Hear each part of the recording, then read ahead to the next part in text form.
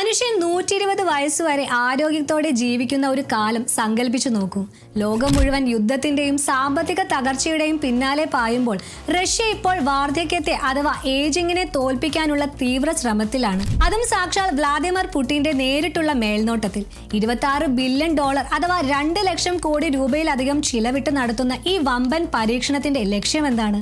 ഇത് വെറും ഒരു ശാസ്ത്ര പരീക്ഷണമല്ല, മറിച്ച് റഷ്യയുടെ ഭാവിയെ തന്നെ മാറ്റിമറിക്കാൻ പോകുന്ന ഒരു സ്ട്രാറ്റജിക് ഹ്യൂമൻ ഇൻവെസ്റ്റ്മെന്റ് ആണ്. ഇതിന് പിന്നിലെ ഞെട്ടിക്കുന്ന വിവരങ്ങൾ നമുക്കൊന്ന് നോക്കാം. എന്തിനാണ് റഷ്യ ഇത്രയധികം പണം ഇതിനായി ചിലവാക്കുന്നത്? ഉത്തരം ലളിതമാണ്. ഡെമോഗ്രാഫിക് ക്രൈസിസ്, റഷ്യയിലെ ജനസംഖ്യ കുറയുന്നതും ഉള്ളവർക്ക് തന്നെ വേഗത്തിൽ പ്രായമാകുന്നതും ആ രാജ്യത്തിന്റെ സമ്പദ് വ്യവസ്ഥയെയും സൈനിക കരുത്തിനെയും സാരമായി ബാധിക്കുന്നുണ്ട്. ഈ പ്രതിസന്ധി മറികടക്കാൻ ഹ്യൂമൻ ക്യാപിറ്റൽ അല്ലെങ്കിൽ മനുഷ്യ വിഭവശേഷി കൂടുതൽ കാലം നിലനിർത്തുക എന്നത് പുടിന്റെ തന്ത്രപരമായ ലക്ഷ്യമാണ്. പ്രായമാകുന്നത് സ്വാഭാവികമായ ഒന്നല്ല, മറിച്ച് ചികിത്സിച്ചു മാറ്റാവുന്ന ഒരു അസുഖമാണെന്നാണ് റഷ്യൻ ശാസ്ത്രജ്ഞൻ ഇപ്പോൾ വാദിക്കുന്നത്. ഈ പ്രോജക്റ്റിലെ ഏറ്റവും വിസ്മയിപ്പിക്കുന്ന ഭാഗം ജനിതക മാറ്റം വരുത്തിയ കുള്ളൻ പന്നികളിലെ പരീക്ഷണമാണ്.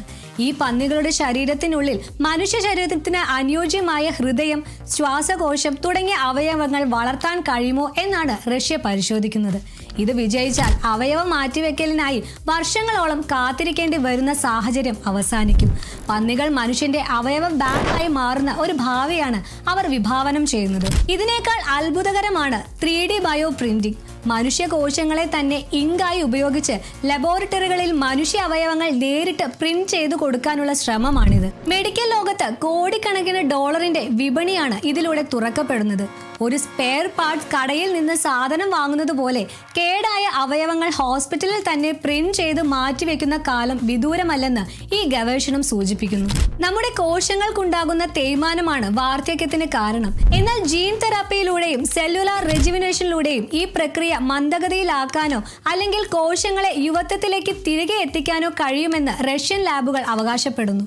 കോടിക്കണക്കിന് ഡോളർ മൂല്യമുള്ള ആന്റി ഏജിംഗ് ഇൻഡസ്ട്രി പിടിച്ചെടുക്കുക എന്നൊരു ബിസിനസ് വശം കൂടി ഈ പരീക്ഷണങ്ങൾക്കുണ്ട്. എന്നാൽ ലോക ശാസ്ത്ര സമൂഹം ഇതിനെ അല്പം സംശയത്തോടെയാണ് കാണുന്നത്. ഇത്തരം പരീക്ഷണങ്ങൾ മനുഷ്യരിൽ എത്രത്തോളം സുരക്ഷിതമാകുമെന്നോ ഇതിന്റെ ധാർമ്മിക വശങ്ങൾ എന്താണെന്നോ ഇപ്പോഴും തർക്കങ്ങൾ നിലനിൽക്കുന്നുണ്ട്.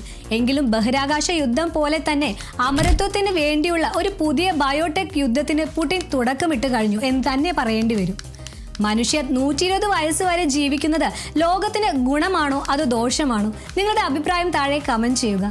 റഷ്യയുടെ ഈ നീക്കം മെഡിക്കൽ രംഗത്തെ ഒരു വിപ്ലവമാകുമോ? ശാസ്ത്രം, സാങ്കേതികവിദ്യ, ആഗോള ബിസിനസ് മാറ്റങ്ങൾ എന്നിവയെക്കുറിച്ചുള്ള ആധികാരികമായ വാർത്തകൾക്കായി മണി ന്യൂസ് മലയാളം സബ്സ്ക്രൈബ് ചെയ്യാൻ മറക്കല്ലേ. നന്ദി.